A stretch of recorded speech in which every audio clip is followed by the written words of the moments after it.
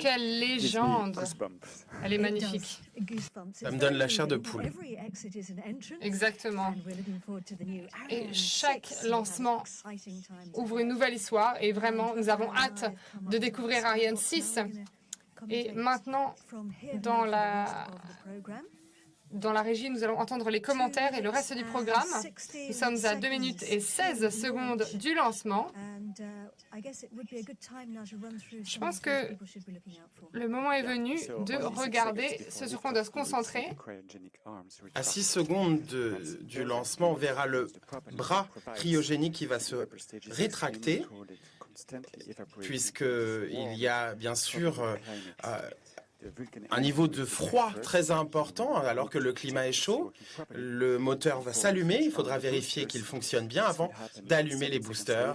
7 secondes plus tard, on ne verra pas le lanceur bouger pendant ces 7 secondes. C'est comme un peu un échauffement avant le dernier lancement d'Ariane 5 vers le ciel. Imaginez un peu, Katie, que la prochaine fois, les satellites verront la lumière du jour dans le vide spatial.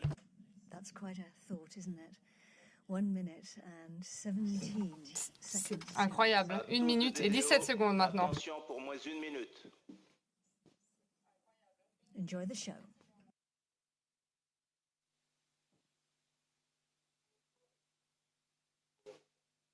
Top, H0 moins 1 minute.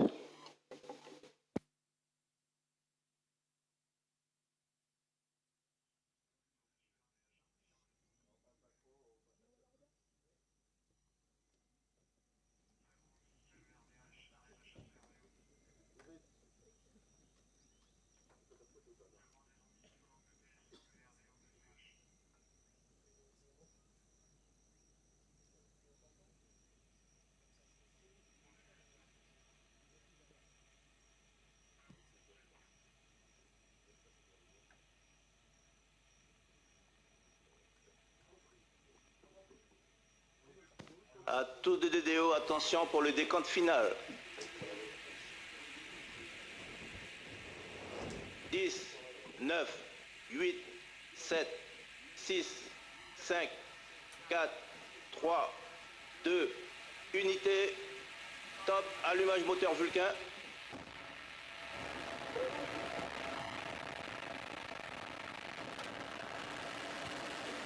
Allumage 2 EAP, décollage.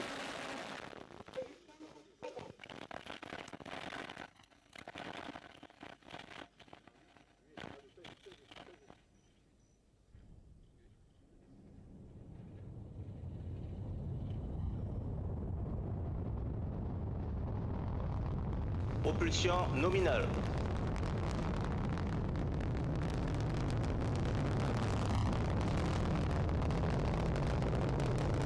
Tous les paramètres à bord sont normaux.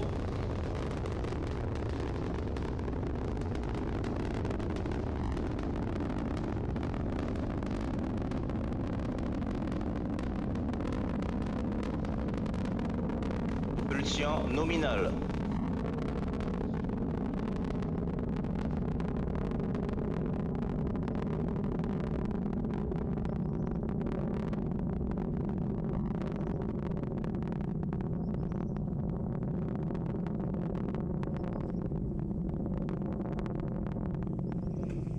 Syracuse 4B and Heinrich Hertz satellite. Syracuse 4B et H2Sat.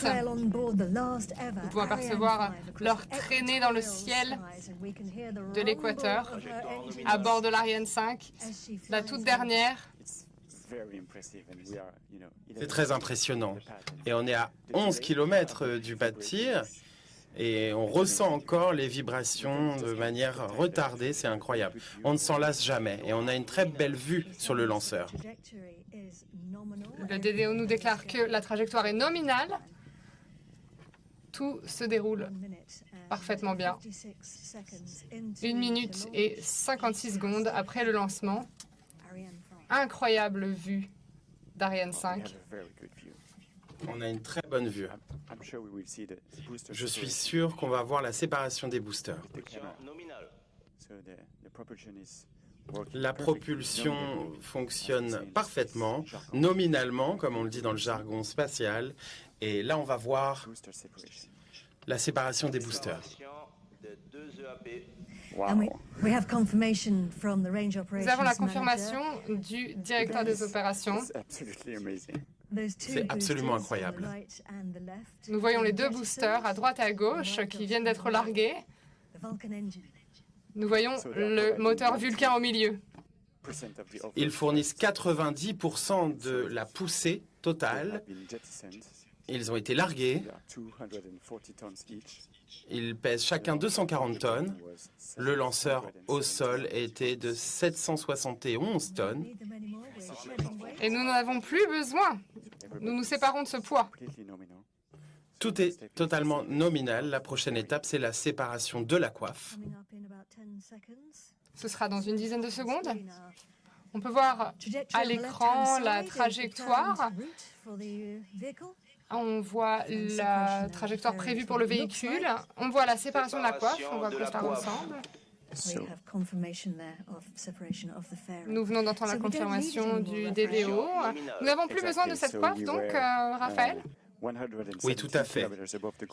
On est à 117 km de la Terre au moment de la séparation de la coiffe. Lorsqu'on dépasse la limite de l'atmosphère, maintenant on est dans l'espace où le gaz restant est si fin qu'il y a une friction sur le satellite qui est négligeable. Il faut préciser également qu'on est passé des images réelles à des images 3D. C'est ainsi que l'on peut suivre les différentes étapes de la mission. La coiffe était également utilisée pour protéger les satellites du bruit généré au lancement. Et bien évidemment, il faut bien les larguer afin de suivre la logique pour perdre autant de poids que possible, aussi vite que possible, puisque plus l'engin est léger, plus il va vite pour mettre en orbite les deux satellites dans moins d'une demi-heure maintenant. To lose mass Et bien sûr, c'est le but du jeu, de perdre du poids, de perdre de la masse, into space. pour pouvoir être propulsé encore plus loin dans l'espace. Seatbelt signs, if you look at our altitude at the top of the screen. Si vous regardez notre altitude en haut de l'écran, nous sommes à 168 km et nous continuons d'être propulsés dans l'espace. Donc nous, on vient de passer la frontière de l'espace, donc à 100 km au-dessus de nos têtes. Et nous pouvons voir le satellite Heinrich Hertz pour la première fois. Et effectivement, vous l'avez dit, la prochaine fois qu'ils voient la lumière du jour, c'est depuis l'espace. Et c'est le cas pour les passagers du haut, alors que celui du bas, Syracuse 4B, prend un peu plus de temps avant de se retrouver dans l'espace pour la première fois. Ce qu'on peut voir ici, c'est la structure noire, la structure de lancement double, SILDA, utilisée pour accueillir deux satellites sous une même coiffe. C'est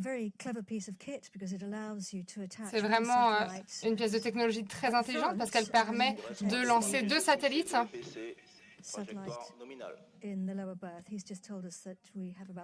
On vient d'entendre qu'il y a 3 minutes avant la séparation. Grâce au moteur Vulcain, celui de l'étage principal, on a beaucoup de vitesse maintenant et dans moins de 2 minutes et demie, nous passerons de 4 à 7 km par seconde. Ça va très vite, clairement.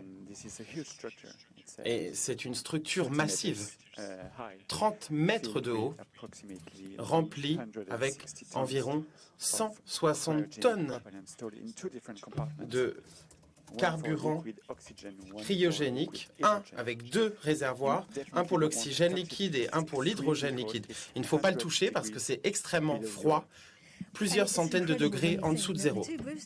C'est incroyable de penser que ces deux boosters sont très chauds. Donc il y a ce réservoir extrêmement froid au centre qui est entouré de ces deux boosters extrêmement chauds. Donc c'est du génie. Oui, ils sont l'un à côté de l'autre. Tout se passe parfaitement. Donc maintenant nous sommes au-dessus de l'Atlantique. Nous allons passer au-dessus de l'Afrique du Nord. Et le DDO vient nous annoncer que nous venons d'acquérir le signal de Natal, qui est au nord-est de la côte brésilienne. Et c'est grâce à la télémétrie que l'on peut suivre le lanceur. Oui, le lanceur nous renvoie des signaux tout au long du vol, enregistrés par un réseau de stations de télémétrie afin que les équipes puissent s'assurer que tout se passe de manière nominale. C'est, encore une fois, un terme qu'on entend très régulièrement, qu'on entendra régulièrement pendant ce vol. C'est comme une course de relais, chaque station passe le relais à l'autre. Et d'ailleurs, la trajectoire aujourd'hui est un peu différente de d'habitude. Les satellites de télécommunication sont à une orbite de 3 degrés par rapport à l'équateur, plutôt que 6 degrés habituellement pour ce type de mission. Et donc, ce sera ainsi plus facile pour les satellites d'atteindre leur orbite géostationnaire finale. On a pu faire cela puisqu'il y a des performances restantes sur Ariane 5 et lorsqu'on a de la marge, eh bien, on l'offre aux clients. Et donc, la première station à récupérer le signal, c'était Galileo ici à Kourou. Maintenant, c'est Natal et il y aura d'autres stations tout au long du vol. Donc, quelle est la suite des événements?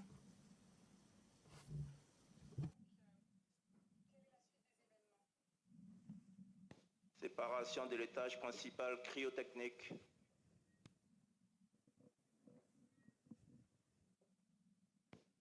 Allumage de l'étage supérieur cryo. Le DDO vient de nous annoncer de confirmer une séquence de 3 événements très importants et très délicats. Oui, l'extension du moteur de l'étage principal, la bonne séparation de l'étage du lanceur principal et maintenant l'étage supérieur, puisque c'est une étape très importante. Comme vous le savez, il y a 4 moteurs plutôt sur la fusée, 3 allumés au sol et là, c'est le seul moteur allumé dans l'espace à 240 km quasiment d'altitude. C'est une opération très délicate et il est nécessaire qu'elle réussisse pour continuer la mission.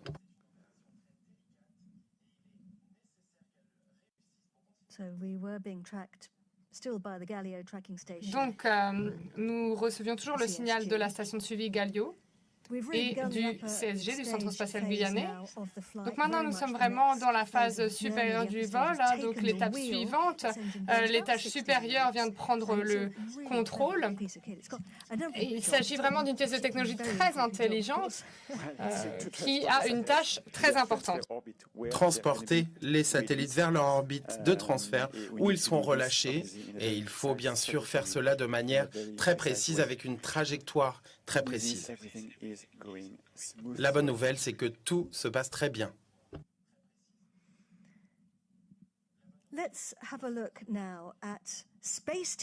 Alors, regardons maintenant qui fait partie de l'équipe spatiale européenne.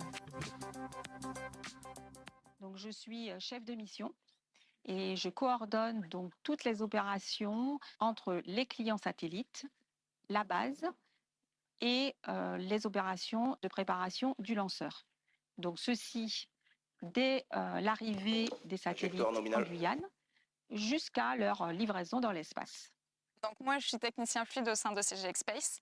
Mon but, c'est de participer aux activités fluides, de la mise en œuvre, la propreté en gaz, en liquide, et en finalité de faire le remplissage du lanceur Ariane 5. Et pour imager un peu, on est un peu les pompistes de la fusée.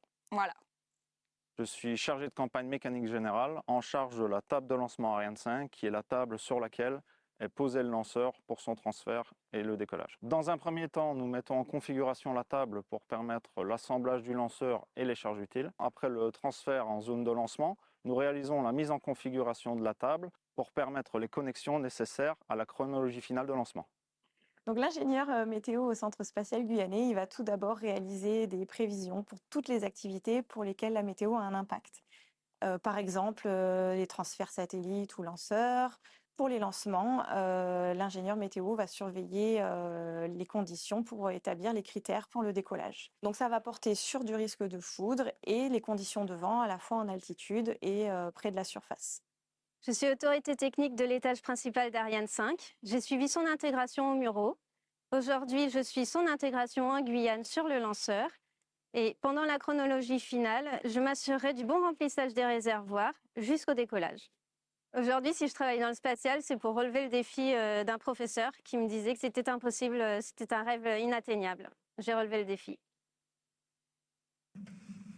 And good for her. Let's see if we can go over now to Tony Tolka-Nielsen. Alors maintenant, Tony regardons Tony is the Nielsen. Director of Space Il est Transportation directeur Systems at the European des systèmes Space de Agency. transport Tony, spatiaux thank you ici for joining us à from the l'Agence spatiale Fishbowl. européenne. Tony, merci de nous Space Team rejoindre depuis le Europe, it was a Fishbowl. very inspiring to L'équipe spatiale européenne, c'était vraiment une grande source d'inspiration de les entendre. Qu'avez-vous ressenti? Alors, j'ai rejoint l'équipe durant le lancement du télescope Webb Space en décembre 2021. L'espace connaît de nombreuses accélérations dans son utilisation. Malheureusement, cela va plus vite en dehors de l'Europe, aux États-Unis et en Chine.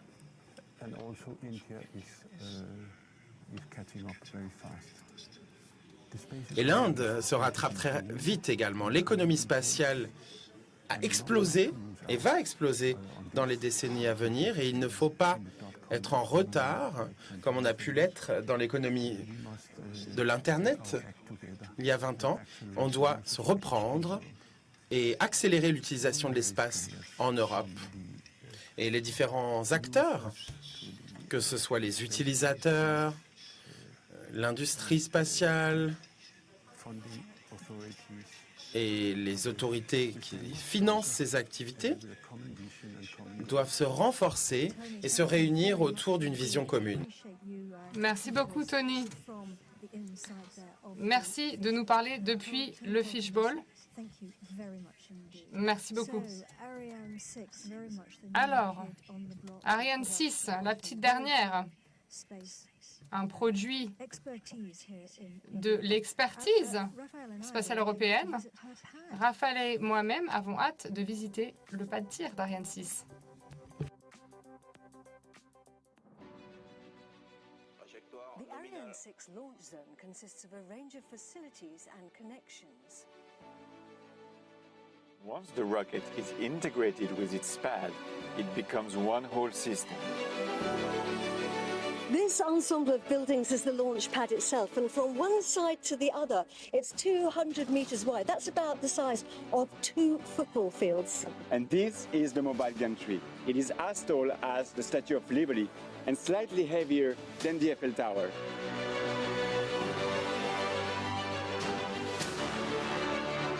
Ariane 6 is assembled horizontally, then transferred to the pad, where it is raised vertically thanks to the gantry.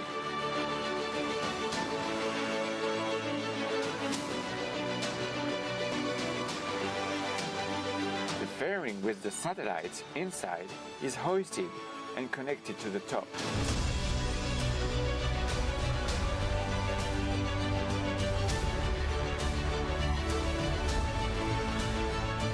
The mobile gantry protects the launcher during preparations on the pad, and it allows the teams to work on the rocket until shortly before liftoff. There are 22 levels, with platforms giving the teams access to all the parts of the Ariane 6 launcher. And I am on top of the rocket. And this is the fairing. This is where, inside, the satellites will be sitting comfortably, waiting for launch. And I'm in the bottom, down here in the bowels of the building. And these big pipes run all the way 300 meters from the outside to the rocket, delivering cryogenic fuel. It is complex engineering. They must be kept at extremely cold temperature in order to maintain the oxygen and the hydrogen as liquids. Shortly before launch, the gantry rolls back along rails, revealing Ariane 6. The mechanical, electrical and fluid lines, which join the rocket to its pad, disconnect when the launcher lifts off.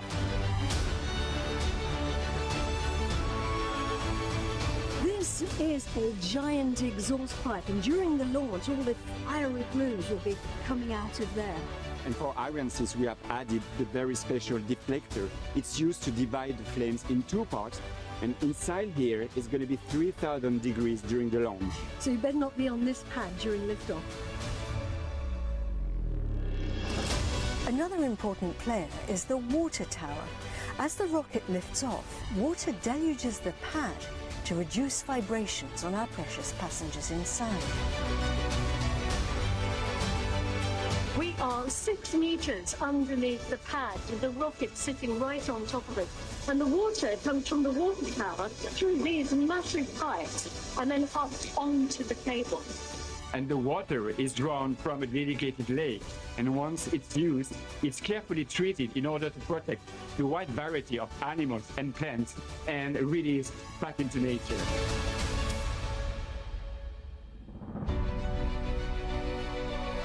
Once it's done its job, the launch pad is reset for the next mission. Ready to continue the outstanding story of Ariane. Very impressive to see how Ariane 5 Très Ariane 6 is becoming reality. impressionnant de voir comment Ariane 6 devient une réalité. D'ailleurs, quelques jours après notre visite, il y a eu une rétractation pour une séquence de lancement de répétition. Et d'ailleurs, ça s'est très bien passé. Ensuite, c'est le tir d'essai du moteur Vulcain. Bien sûr, la sécurité est contrôlée de près ici par l'armée française qui est présente ici au Centre spatial guyanais, et ce depuis 50 ans. Every time a rocket is launched from the Guyana Space Center, over 300 military men are mobilized. Their mission? To protect the Space Center, its surroundings, and those present. The spaceport, spread out over 660 square kilometers, hosts important missions for European space activities and national defense, all of which are extremely sensitive and high-risk operations. Before each launch, around 100 legionnaires and artillery troops are deployed on roads, tracks, and also within savanna and forest zones on quad bikes, off-road and track vehicles, and even in kayaks. Their surveillance also extends to the maritime zone, where 2 vessels from the French Navy patrol this restricted area. A Confiance-class patrol vessel and a coastal patrol vessel from the Maritime Gendarmerie. As for its airspace, this is constantly monitored by 2 Fennec helicopters with snipers on board. A Puma helicopter is also ready to take off at any moment, carrying on board soldiers and gendarmes prepared to intervene in case of intrusion. On the ground, there are surface-to-air missiles operated by artillery troops, capable of destroying any threatening aircraft. To complement the security and protection system, the CNES, the National Centre for Space Studies, calls upon the Paris Fire Brigade and the Gendarmerie, who are permanently present on site. Protecting Europe's spaceport is the armed forces in French Guiana's main mission, but they also fight against illegal gold mining and illicit fishing. This year, the 3rd Foreign Infantry Regiment, one of the armed forces units in French Guiana, marks its 50th anniversary. 50 years of expertise and protection at the service of European space activities and international influence. Travelling at 8 kilometers, just over 8 kilometers per second. 8 km par seconde pour ce lanceur. Nous sommes presque à 7000 km du pas de tir, à une altitude de 270 km.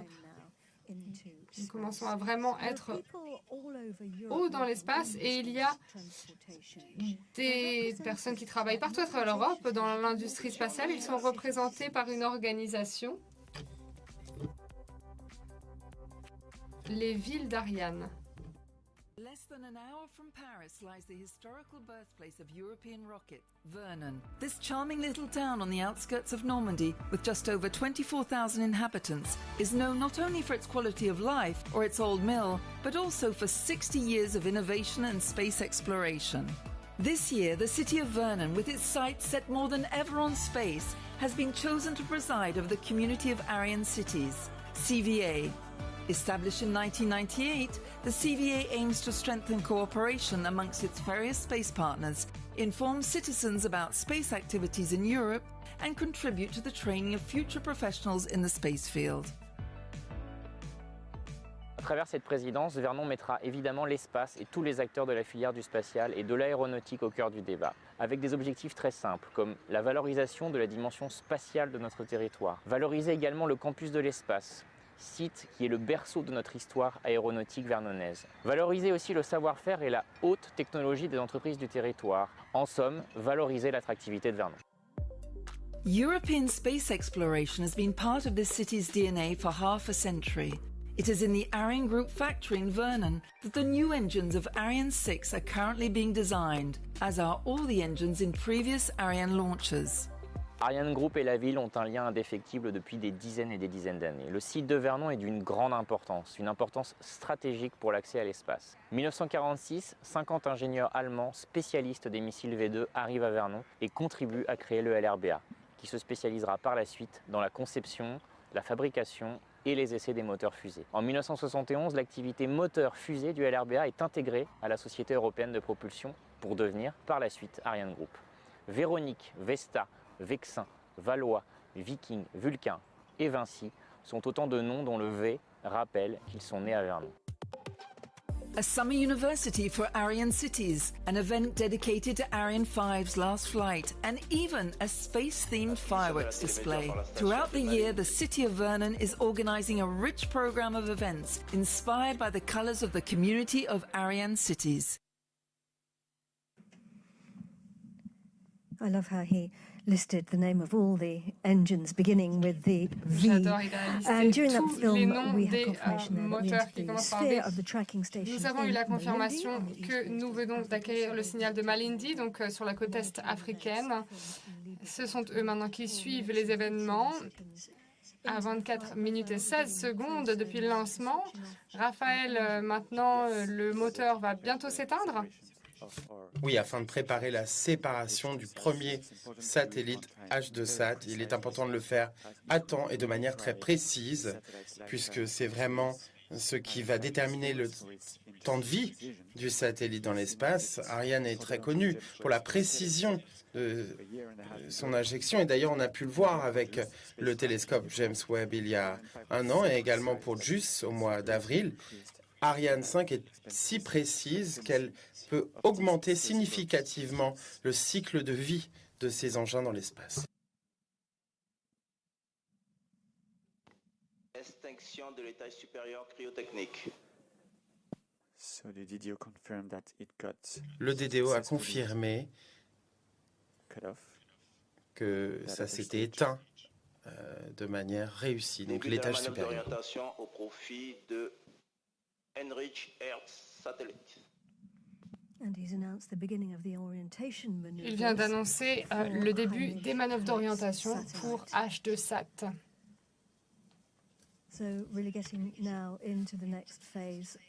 Donc maintenant, la phase suivante de cette aventure commence.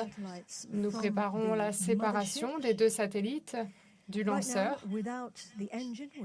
Sans ce moteur, maintenant, nous sommes dans la phase que l'on appelle la phase balistique.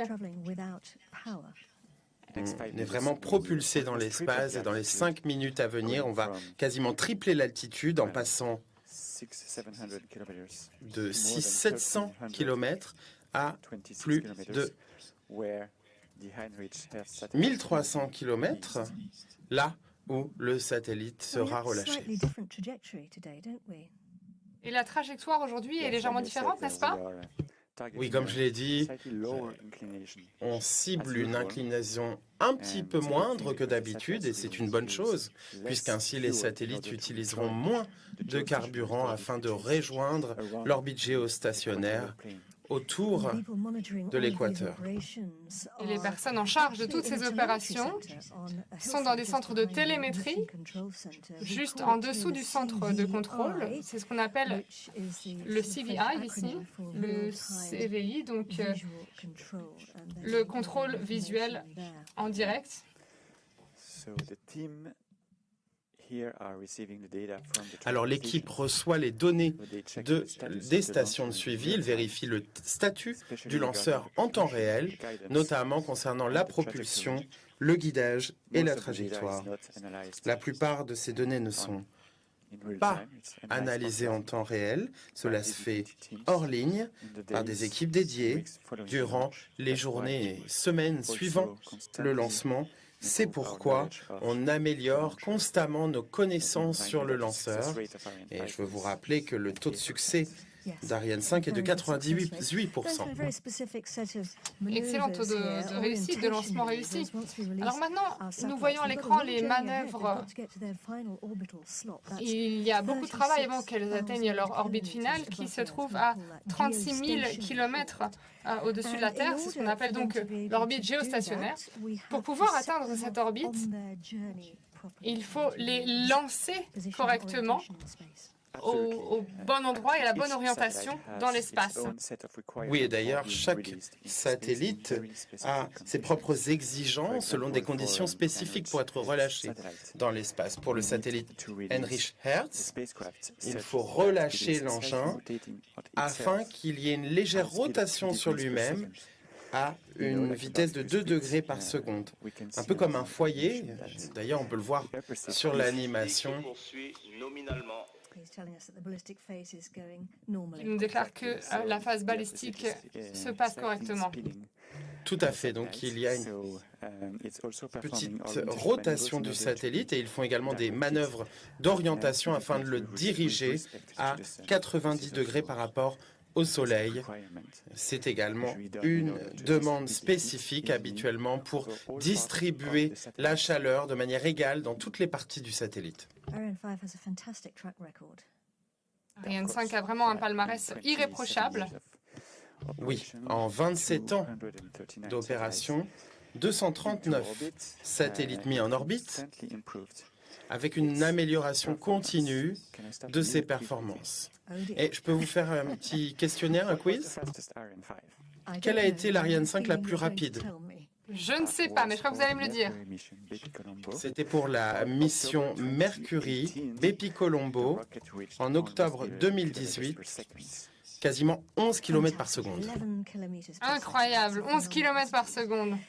C'est une vitesse phénoménale. Alors maintenant, l'événement principal, la séparation du satellite H2Sat.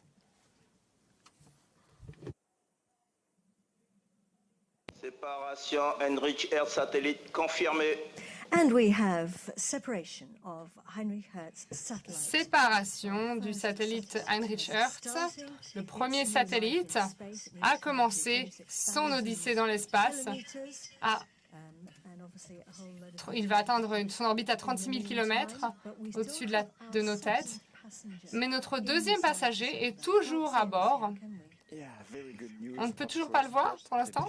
Oui, c'est une très bonne nouvelle, c'est sûr, mais la mission n'est clairement pas terminée et les équipes restent extrêmement concentrées puisque nous avons un autre passager à relâcher dans l'espace et la prochaine étape, c'est la séparation de la structure noire de lancement double, SILDA, qui va relâcher le passager inférieur Syracuse 4B.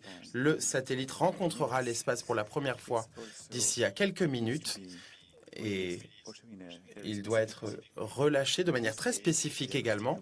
Dans son cas, l'étage supérieur va arrêter sa rotation puisque Syracuse 4B doit être séparé de manière stabilisée et l'étage supérieur va également faire une rotation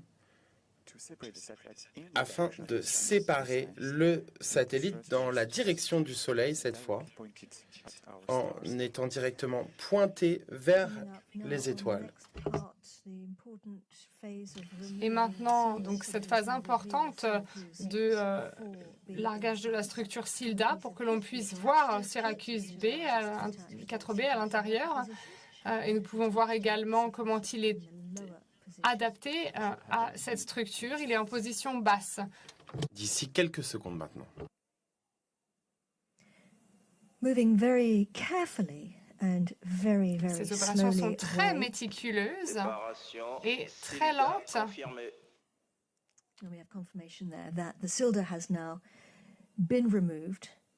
Nous avons la confirmation que Silda a été séparé. Très bonne nouvelle. Et là encore, les manœuvres sont très méticuleuses. Syracuse 4B.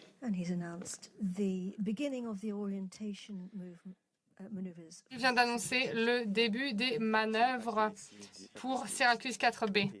Oui, on voit l'étage supérieur en rotation afin de séparer le satellite dans une direction précise par rapport au Soleil. Et je peux également vous dire que les deux satellites sont séparés à une distance de sécurité pour éviter toute collision, puisque, comme vous le savez, ils suivent la même trajectoire vers l'orbite géostationnaire. Et dans ce cas, il s'agit de plusieurs dizaines de kilomètres qui les séparent. Grâce aux manœuvres d'orientation qui sont en cours à l'heure actuelle au niveau de l'étage supérieur. Les équipes à la station de suivi de Malindi ont maintenant les yeux sur toutes ces opérations et nous renvoient toutes les données aux équipes CVI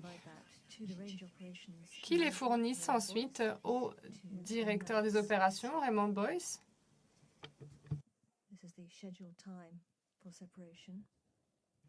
C'est l'horaire prévu de séparation. Séparation Syracuse 4B confirmée. And we have separation of Syracuse 4B. Et la séparation de Syracuse 4B a eu lieu. Excellente nouvelle. Ariane 5 vient de se séparer de son deuxième passager pile à l'heure.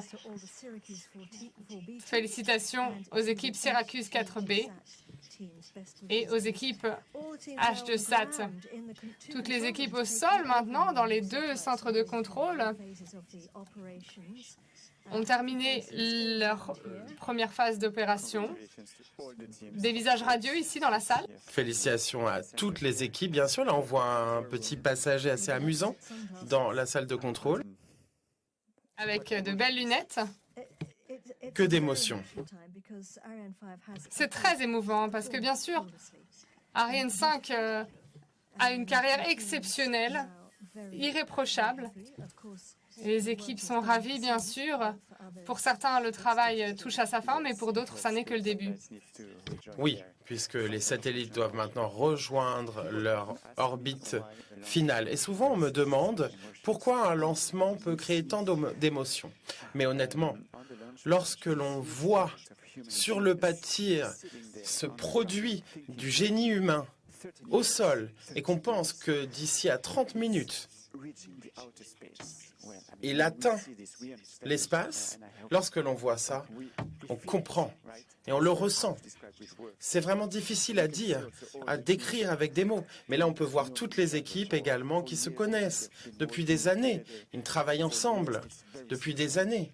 C'est vraiment un moment unique. C'est une famille. L'industrie spatiale, le niveau d'expertise est difficile à imaginer et nous pouvons donc voir ces visages radieux, ces grands sourires pour le tout dernier lancement d'Ariane 5. Nous attendons maintenant Stéphane Israël qui va reprendre la parole. Oui, on voit les équipes des satellites d'Ariane Space. Comme je l'ai dit, c'est vraiment une relation client-fournisseur de services tout à fait unique. Et comme vous l'avez dit, la communauté de l'espace est une famille et lorsqu'on y rentre, on y reste pour longtemps.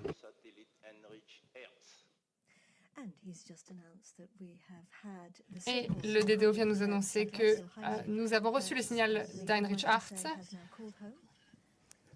Donc, nous sommes maintenant en contact avec ce satellite.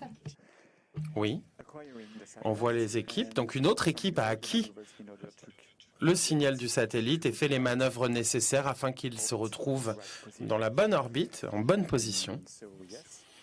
Alors, en effet, ce voyage ne fait que commencer puisqu'on a relâché le satellite à 1300 km d'altitude et ils doivent aller encore à 36 000 km d'ici. Et donc, clairement, le voyage ne fait que commencer pour les satellites. Bien sûr, il y a encore beaucoup d'étapes à franchir. Il y a une phase au cours de laquelle les équipes au sol vérifient bien sûr tous les critères. Bien sûr, il va y avoir les panneaux qui vont se déployer pour pouvoir obtenir de l'électricité du soleil. Et il y a vraiment tout un ensemble d'opérations qui peuvent prendre plusieurs jours. Oui, je peux également vous dire... Ah, Stéphane, vous êtes là. Je suis ravie de vous voir. Bienvenue. C'est nous qui sommes à l'intérieur du fishbowl maintenant. Félicitations, Stéphane. oui, c'est une belle journée, une belle soirée pour l'Allemagne, la France, pour l'Allemagne et la France. Et nous souhaitons vraiment remercier Heinrich Hertz et l'agence spatiale allemande, Syracuse 4B et l'armée française pour leur confiance. Ce soir, Ariane Fan a fait son boulot. Et vraiment, la performance était parfaite, comme toujours. Alors, que ressentez-vous? Je pense que ce qui est important, c'est le sentiment collectif. Nous sommes tous ici au centre de contrôle Jupiter et aujourd'hui, ce soir, c'est vraiment un succès d'équipe, l'équipe européenne, du groupe Arianespace, du CNES, de l'ESA, de tous nos partenaires en Europe. Et vous savez que MT Aerospace en Allemagne fait partie de nos partenaires et c'est vraiment le succès de l'équipe européenne ce soir avec le dernier Ariane. En effet, et ces opérations sont conjointes ici sur le pas de tir pour Ariane 6 aussi. Les choses se passent bien? En effet, Ariane 5 c'est maintenant terminé. Ariane 5 a terminé son travail parfaitement et c'est maintenant un lanceur légendaire. Mais Ariane 6 arrive et les équipes travaillent dur ici au Centre spatial de Guyane pour des tests combinés d'Ariane 6. On a dégagé le portique mobile le 22 juin. On travaille avec l'ESA pour les prochaines étapes des tests combinés. On sera occupé cet été. Le prochain lancement, ce sera le lanceur Vega, VV23, et on prépare aussi ce lancement. Et donc cet été, ici au Centre spatial de Guyane, on a des opérations cruciales pour Ariane 6, mais également pour Vega. Stéphane, bonne chance pour toutes ces opérations. Merci beaucoup encore une fois et félicitations. Félicitations à toutes vos équipes. Alors maintenant, nous allons passer la parole à Grégory Gavois d'Arianespace qui se trouve de l'autre côté de la paroi de verre. Vous êtes devant le fishbowl avec certains invités, certains clients. Je suis sûre que tout le monde est très heureux d'être là. J'espère que Grégory m'entend. Je ne suis pas tout à fait sûre que ce soit le cas.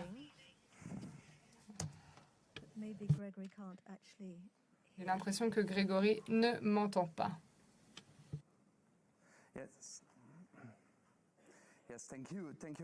Oui, merci beaucoup Katie.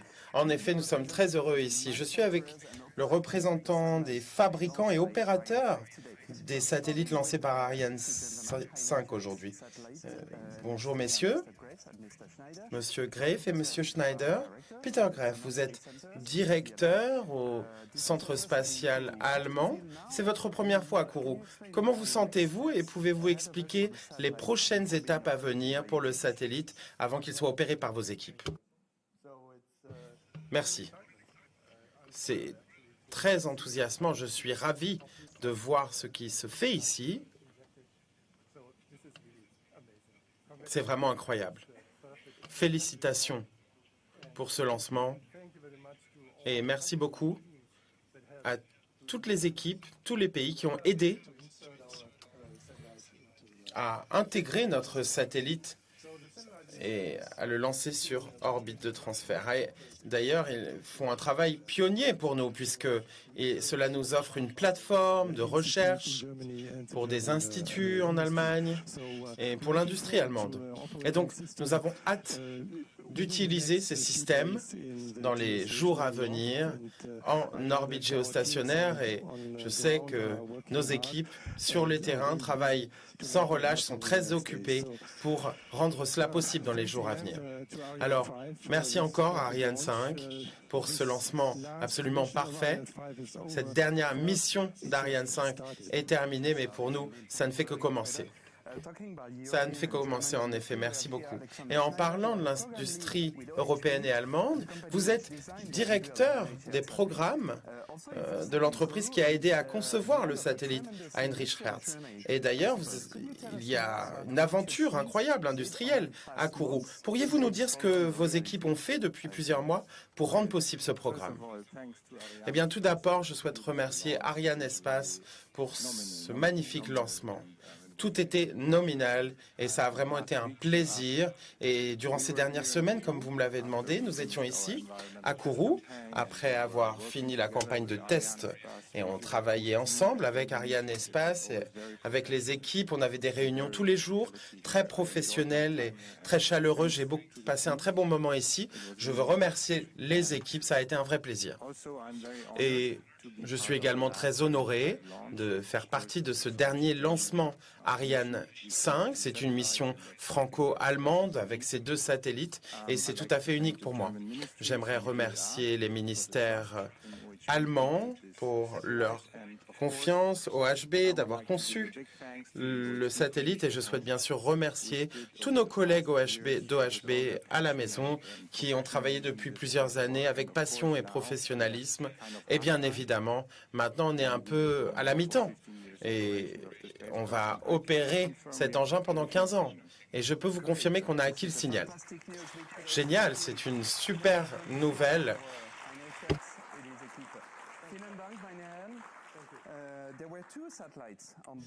Il y avait 2 satellites à bord aujourd'hui de ce lancement. On vient de parler du satellite Heinrich Hertz. Et maintenant, j'invite sur scène des membres de l'équipe Syracuse 4B, le 2e satellite à être lancé dans l'espace par Ariane aujourd'hui. On a une autre confirmation. Alors, on va commencer avec vous, Général Sayeh. Général, vous êtes directeur des programmes spatiaux à la DGA. Est-ce que vous pourriez nous en dire un peu plus sur ce que Syracuse 4B va amener aux forces armées françaises, notamment celles engagées dans des opérations sur le terrain? Merci beaucoup. Tout d'abord, je souhaite vous remercier toutes les équipes. C'est mon premier jour, ma première fois ici à Kourou pour le lancement d'un satellite et à chaque fois, on utilise le terme de la famille de l'espace et je le ressens vraiment. Et merci encore à Ariane Group, Ariane Espace, au CNES. Ça a été un lancement remarquable, même si c'est le dernier. Pour les forces armées françaises, il était impératif de réussir ce lancement. Alors, Syracuse 4B, c'est un nouveau modèle pour les télécommunications par satellite. Il y avait avant Syracuse 4A, lancé en octobre 2021. C'est un peu son petit frère. Et c'est un satellite de télécommunication nouvelle génération, très précis, avec une couverture plus large pour nos forces armées, les 3 armées, marine, aérienne et l'armée de terre. Et bien évidemment, en tant que satellite, il est protégé contre à peu près tout type d'événements, que ce soit des événements nucléaires, de cyberdéfense ou du brouillage. Et donc, c'est vraiment une technologie remarquable, française et européenne, et il ne commence son aventure que maintenant, en arrivant en orbite géostationnaire, puisqu'il utilise un moteur électrique et il lui prendra 6 mois pour y arriver. Merci, on souhaite le meilleur à Syracuse. Merci beaucoup, Général. François Gaulier, vice-président des systèmes de navigation et de télécommunications à Airbus. principal fabricant de Syracuse. François, qu'est-ce qui fait de ce satellite un programme si important? En effet, Grégory, c'est une mission très importante pour nous et d'ailleurs j'aimerais remercier le DGA pour leur confiance puisque c'est la première fois, en effet, que l'on livre un satellite pour les forces armées. On ne le fait pas seul, on le fait avec l'équipe de France, comme on l'appelle, de nombreux partenaires, notamment Thales Alenia Space, mais d'autres fournisseurs français tels que Safran et d'autres. Nous sommes également ravis d'amener à ce programme Airbus toutes nos technologies pour faire de ce satellite un satellite très résilient, solide et sûr. Mais ce n'est pas terminé, on commence une autre partie de la mission. En effet, l'équipe a reçu la télémétrie et il faudra 6 mois pour que le satellite soit en orbite et donc une autre équipe sera dédiée à ce travail. Maintenant, j'aimerais remercier toutes les personnes qui ont travaillé sur le programme, qu'ils soient en France, d'Airbus, d'autres fournisseurs ou partenaires. Ça a été un travail très important sur cette mission. On a passé des mois, des semaines, des jours, des nuits pour, en effet, que ce satellite parte en mission. Je souhaite remercier les personnes d'Airbus ici à Kourou, qui ont passé plusieurs semaines, plus que prévu, pour qu'on ait vraiment le vert pour ce soir. Je les remercie et je salue également l'équipe à Toulouse puisqu'on a réuni tout le monde, toutes les équipes à la Cité de l'Espace pour célébrer cet événement avec nos partenaires, nos clients autour de cet événement. Profitez de cet événement. Bonne soirée. C'est un moment unique pour notre pays et pour Airbus également. Merci. Merci beaucoup, François. Et l'équipe Syracuse 4B et l'équipe de France méritent un applaudissement.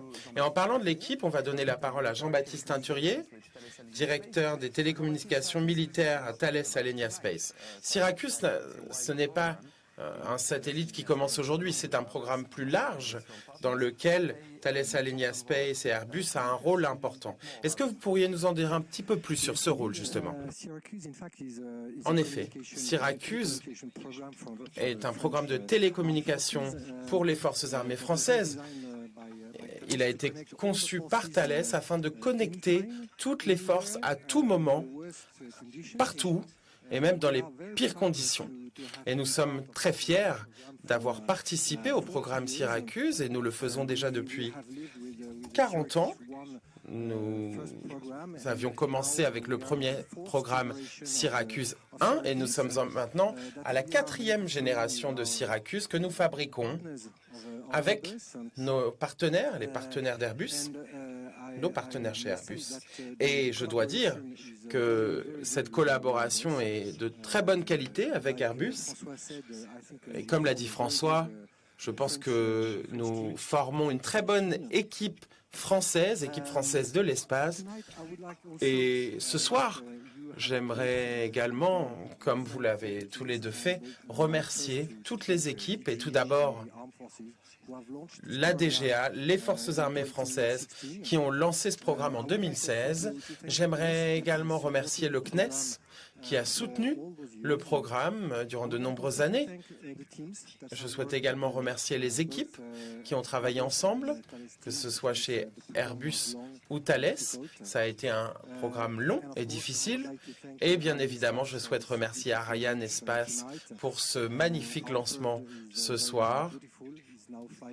Notre oiseau est magnifique et il vole maintenant vers sa destination finale. Et j'aimerais dire et souhaiter longue vie à Syracuse 4B.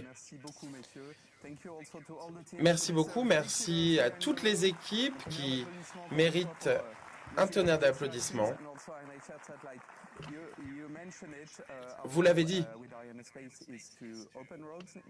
le rôle d'Ariane Espace, c'est d'ouvrir la voie dans l'espace pour vous aider, les clients, à arriver à destination, et c'est encore le cas aujourd'hui. Merci beaucoup. J'ai été ravi, et nous sommes tous ravis et fiers de partager cette passion que l'on ressent pour ce dernier lancement d'Ariane 5, une légende qui passe le relais à Ariane 6. Alors, je vous repasse la parole, Katie. Merci, Grégory. Et bien sûr, l'aventure continue. Et la nouvelle star ce sera Ariane 6. Nous l'avons vu, c'est un magnifique lanceur. Mais ce soir, nous disons au revoir à Ariane 5, qui vient de tirer sa référence. Et c'était un très beau lancement. Je me sens très chanceuse d'avoir pu en être la témoin. Moi aussi, et ça a été un honneur de commenter ce dernier lancement avec vous, Katie, et félicitations à toutes les équipes.